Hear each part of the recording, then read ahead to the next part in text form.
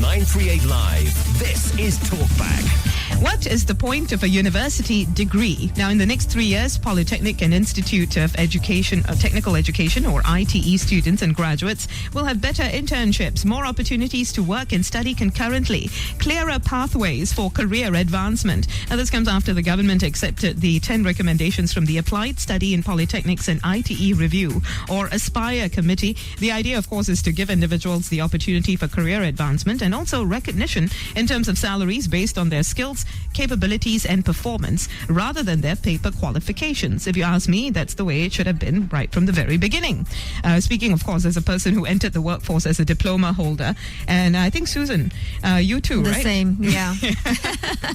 I have a degree now because I succumbed to the pressure of, you need a degree to succeed in Singapore. But I did enter the workforce as a diploma holder, and thankfully, my bosses were good enough to just promote me, give me money and everything else based on my skills.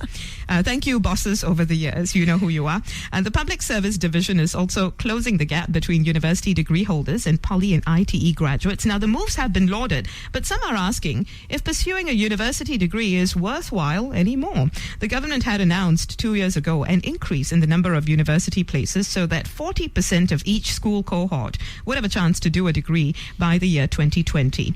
Now, the Singapore Institute of Technology and SIM University, which have a more applied, practice-oriented focus, will be the main providers of the additional spots. So are these the more relevant types of degrees today? Some question the point of pursuing a degree if one could advance just as well in his or her career with a poly diploma. But what really is the point of a university education? Is it simply a piece of paper, a passport to advance more quickly in your career? Isn't one of the aims of an education to actually enable you to perform better at work? Did your university degree help you do that? Do all degree programs do that? Does a university education have to have pragmatic aims only? Is it all about just career advancement and money? Shouldn't it also help you shape your worldview and develop intellectually, even if it doesn't always translate into career advancement and higher pay?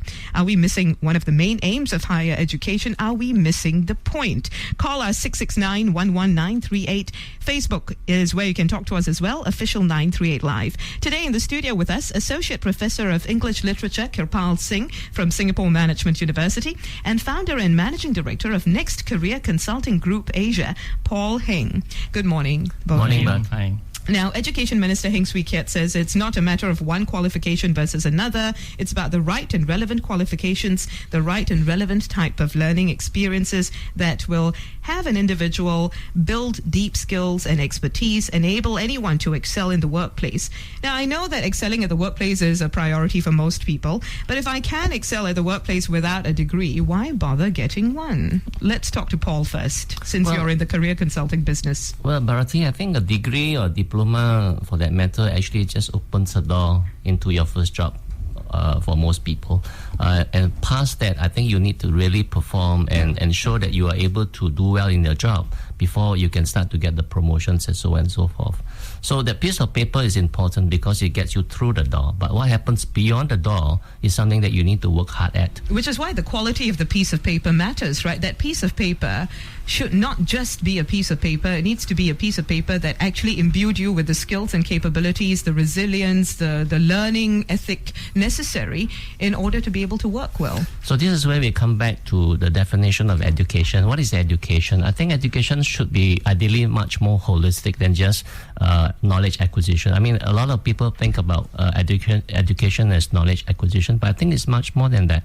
And in school, I think teachers should inculcate in students, for example, a much more holistic education in terms of the mind, the body, and the soul. And other than the academic knowledge, I think they also need to learn life skills, such as how to get along well with people, how to be a team player, how to handle adversities, and so on and so forth. Then you can do well in your career and in life. Kirpal, I want to bring you in here. To what extent do you think our university degrees that are currently offered, and I know that every university is different, every degree is different, but generally speaking, to what extent do they really make a person better holistically as a person that can, hopefully down the road, actually perform better at the workplace as well? Right. Now, first of all, let me say that ideally, the university is not just a training ground for the workplace. I think Why are this we is looking at it in too pragmatic terms is the question. I definitely think we're looking at it in too pragmatic a manner, because I think the university was basically designed to take people away from the town and reflect on life as a state. In other words, what's the meaning of our life? What's the meaning of existence? What kind of values do we embrace? Where are we going? What is our end game? And, in the old days, the universities basically had only 3 kinds of things to study, right? Medical, legal, and the rest was humanities. In fact, Susan had a good point on that subject, right? About it being a learning journey? No, about it being the fact that for certain things you have to go to Have a degree. Well, university. certain things you must go. You For must law, understand, for right? medicine, and we need lawyers and Engineering, doctors. Yeah. Maybe accountancy, but not very sure. yeah. But I think, with the dawn of the internet, right, it became very clear that the hitherto assumed premise that the university would give you some kind of a deeper, bigger, greater knowledge, and therefore your mind would somehow be much better than anybody else outside, that had a big hit and very dented. So my president, for example, Prof. De Meyer, in 2012 said the university model of the world today, meaning 2012, was completely irrelevant, inappropriate, and out of date. Because it was basically a post-industrial kind of setup to prepare careers. Where the critical distinction between a university kind of education and a non-university education is, the primary aim, I think, of the non-university education is to primarily acquire skills. Yes. That's why you talk about skills, capabilities. But the university degree goes beyond that, meaning in addition to the skills, you actually question the fundamental value and necessity of those skill sets. So beyond the utilitarian Precisely. function. But Precisely. shouldn't all education do Yes. that? Not just university Not just education. university, yeah. No, Shouldn't Not- poly, well, ITE I education mean, do that this is, as well? This is a very contentious issue, right? I mean, if you train somebody who is very good at, say, writing and preparing very nice advertisement signboards, and you make the person question the very thing he's doing, like, am I doing the right thing? I mean, at some point, each person begins to realize that, and this is why we say we had a career change, we had a mindset change and all of that. But I think we do need people who are trained specifically to ask these very fundamental questions. Most societies will be a little bit nervous and anxious about having too many, in that sense, graduates, because if everybody starts questioning the very fundamental structures of society, The then it nation could will in be a for large asylum. Absolutely. That's right. But that sort of thinking is good. I mean, Yeah. of course, people who are focused on just pragmatic issues will say, what is the point of questioning everything, really? But we do know that you need to understand yourself as a human being. That's why we have the arts. That's why we have philosophy, so on and so forth. That's why we have literature. So you need to be very Yes. mature, right? You need to be very Yeah. mature I mean, in order this- to appreciate all of this. But this is a society that questioned why we needed to do literature in schools, Kirpal. So But now really, they're realizing, to their folly and their utter regret and disappointment Yes. and sadness and sorrow and grief, that if they had done literature, their relationship would be much better. Yes. Their way of looking at life would be much better. Yes. They'll have a more robust sense of humor, right, Paul? I'm not sure if people are making that connection. I'm not sure if they've made that connection, by the way. But let's go back to that original question. Shouldn't all education do that, Paul? Not just university education. No, I agree, absolutely. I think if you go back to basics, and I always like to go back to basics, I think education needs to prepare people, the students, to be well-developed people and individuals, so that eventually when they enter society, whether they have a diploma or whether they have a university degree, then they become useful people in society. They become, citizens of good character. So I think this is the more holistic way of that defining education. They become thinking people. They become thinking people. And Rather whether- than just doing Yes. economic digits in a sense. But there is a distinction between vocational training, and reflective training. Training and reflection is very, very different in, I think, a qualitative sense. I don't mean to be snobbish or elitist or anything of that sort here, but I think It does to be come across a realistic- little bit that way, but It does. go ahead. No, it does. It's in the thing. I mean, for example, if I just want to be a very good basic bricklayer or an engineer, I probably would not need finesse in language, unless I wanted to, make a chase romantically or something like that. But Finesse in even that language is always becoming, helps. I know, even that is becoming lost on us. No one writes love poetry anymore, right? No more romantic Hey, poetry to Professor work on. Baker, right, our very respected elder statesman, he has written a book called The Accidental Diplomat, in which he says, in his personal experience, he's found that often when diamonds failed, poetry succeeded. I love that. And You always learn something new on 938 Live. And if poetry fails, then food will come in. Oh, yeah. Well, this is Singapore. This is Singapore, right? And for food, you need money to buy it. So we go back to that utilitarian space once again. But let's talk about vocational versus reflective, since you brought it up, Kirpal. Yeah. People who are not university graduates might now stand up and say, what do you think we are, man? You know, I mean, we're just as reflective as the next person. Do I really need a university education to advance intellectually and spiritually? I think what Susan mentioned, thinking skills, right? I think this is very critical for university education. And in SMU, we've been very particular about this. Let me paint the scenario. Until about 20 years ago, very few universities in the world would teach something that was very fundamental, and that is good communication skills. It's also a skill to be a good communicator, but universities thought that this was too low for them. This was something that was done by the vocational trainers, public speaking and all of that. But when the universities realized there is no point becoming repositories of knowledge if you do not know how to convey and communicate that knowledge in an effective, nice kind of way, that people would say, hey, I didn't think about it that way. And this is precisely where the university degree, I think, comes in. It is that, hey, I didn't think of it that way. It is that way that encapsulates, I think, the qualitative shift. Some might question if our universities are currently providing that type of education to begin with. We'll talk about that. We'll talk about that when we continue on Talkback. Stay with us. We want your calls as well on 669-11938. What is the point of a university degree? Are you hearing more and more people ask that question now that moves have been announced to give more recognition to people with skills and capabilities? People should be given recognition based on those things rather than their paper qualifications if we're talking about it in the workplace context. But this has had some effect on people who are thinking of getting a university education or who are currently doing so already. They're saying that, well, if everyone can advance just as well in his or her career with just a poly diploma, why should I bother pursuing a degree? Our guests today in the studio are Associate Professor Kirpal Singh from the Singapore Management University and founder and Managing Director of Next Career Consulting Group, Asia, Paul Heng. Kirpal was earlier saying that a university education should be providing more than what a vocational education might provide you with. So more reflective thinking, you were saying, Kirpal. But do current university degrees actually provide that? We'll follow up on that in just a moment. I want to speak to some of you first. Those of you calling in on 669-11938. Kala being one of them. Hi, Kala. Hi, good morning to you. Good morning. Okay, I just want to raise a point here is that, yes, I think today's education is actually providing all those in terms of, these skills of communication and everything. But the challenge here is that the application in real life, work life. So basically, we're acquiring so much of skills and knowledge, but the application part is really lagging in our society because of the lack of reflective practice being applied, like what Mr. Kirpal Singh have just What highlighted. makes you say that, Kala? What evidence have you seen of this lack of application? Okay, you can see in a very daily life, in every day, when somebody is driving or somebody in a train not giving up seats, and the way they communicate to each other, the body language, and a lot of things you can see in everyday aspects. That there's a lot of lack of application.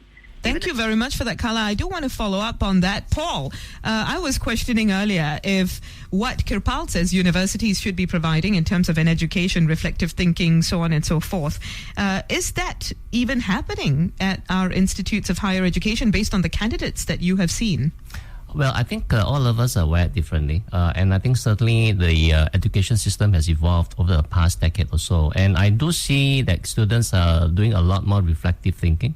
But I think one of the basic things and applied learning as well. In school, they are doing the reflective thinking. But Kala questioned whether they managed to apply any of this at the workplace or in life.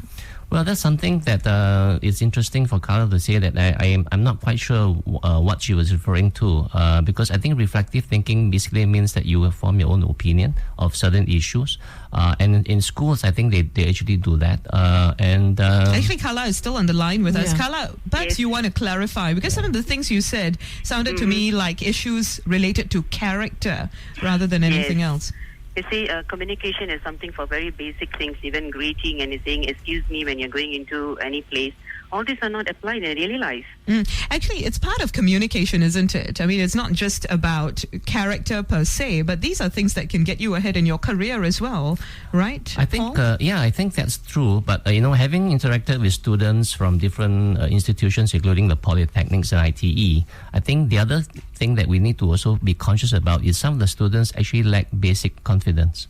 So if you're not confident about things, then you basically self-limit yourself, not to even talk about communication. This lack of confidence is observed across the board, you would say? Or well, in the students that I talk to, the students that I engage with, I think there's ITE, poly, or university as well? University students as well? Yeah, is it across the board? I would say generally more so in the ITEs and the polytechnics. Why do you think that is? Is it because society for so many years has been telling them they're just not good enough? I think it's partly that. It's society's branding them as being kind of not so good or not good enough. But I think at the end of the day, it's for you yourself to tell yourself that hey, I'm unique. All of us have unique strengths and so forth, and not look upon yourself as a product of IT or a product of the polytechnic or product of the university. So it all comes back to yourself. Ultimately, whose responsibility is it, for instance, to make you a more reflective person, to make you a more confident person? Is it really the university's responsibility here, In an ideal society, I think the national ethos will be responsible for it, by which I mean from parenting to schooling to workplace and everything else. But I think what Paul said earlier is interesting, because I don't think we should, see the university as the end point of education or preparing for careers, because not everybody is actually suited for a university education. Yes. I think one good thing that's happening in Singapore, the way I see it, is that we are moving from not a fully mature appreciation of different levels of education to a more matured one. And by that I mean, for example, that if I like to do research, I want to spend a lot of time reading and thinking about what I'm reading. And that turns me on, as it were. Then I go to a university if I'm good at it. If I don't, if I like working, I like application, I like my hands to be dirtied and all of that, then I might want to go to a polytechnic or go to IE. In other words, the shift is taking place, which is, I think, a paradigm shift, and that is that you're not at a university because you happen to score so many distinctions or so many A's, though of course they will always remain, part of the criteria because given the numbers.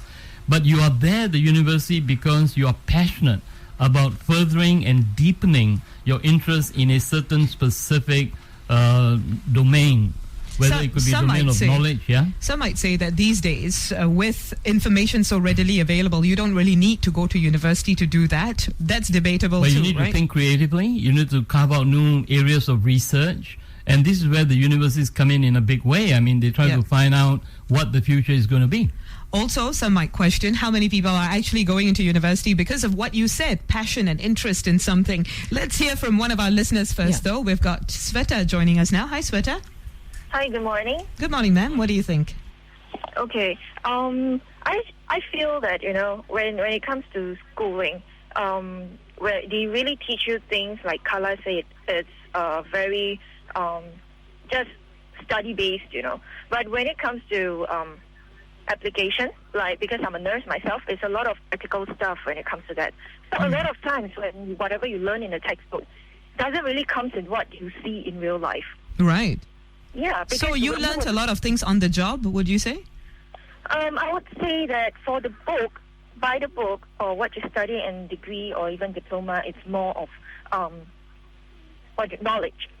But when it comes to practical sessions, like literally sticking a needle into your patients, or when your patients are bleeding out in front of you, what are you going to do? Yeah, but how are you going to respond? Right, totally understand. And I think anyone who wants to go into the medical profession has to go through that in order to be able to really get what is required on the job.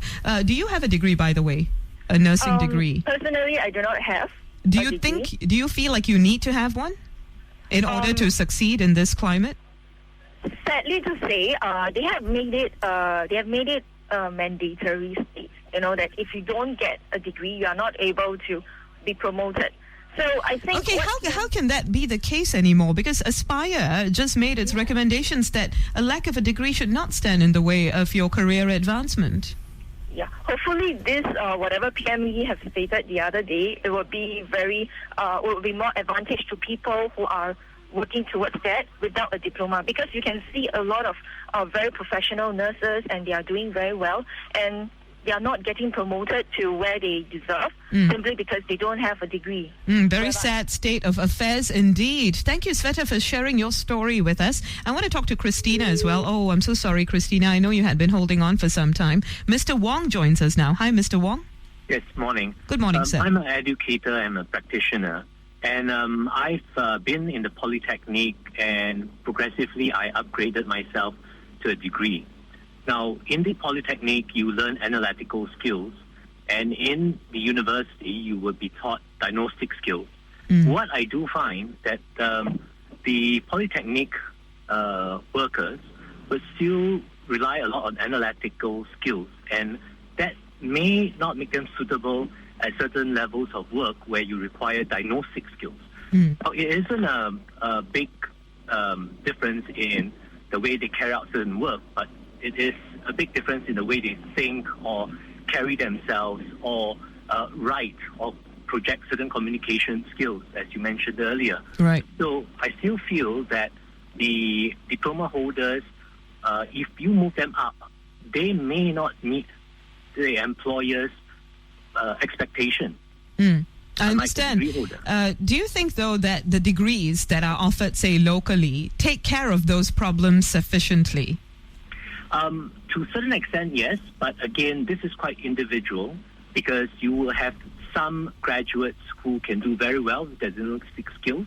But likewise, there will be graduates who don't do so well because of their own individual characters. Exactly. As the previous speaker said, some of them, they went through the whole degree program because their parents told them to do so, but they kind of like to use their hands more than write papers and explain things. So again, it's very individual. Right, and I also know of many poly graduates or ITE graduates who can do all those things at that level. I mean, I think we've seen that in our workplace as well, at the level that Mr. Wong says university graduates tend to excel in. So it is ultimately very, very individual. It is. But here we're saying that, should we turn into a society where if we say that the university degree will not help you advance faster than, say, a poly diploma or an ITE certificate, will you then not want to do a university degree? In fact, Wang Hui Ling, who is a Today newspaper reader, she's a Singaporean educator in Japan. She said that the difference between non-graduates and graduates in Japan is only the starting pay scale,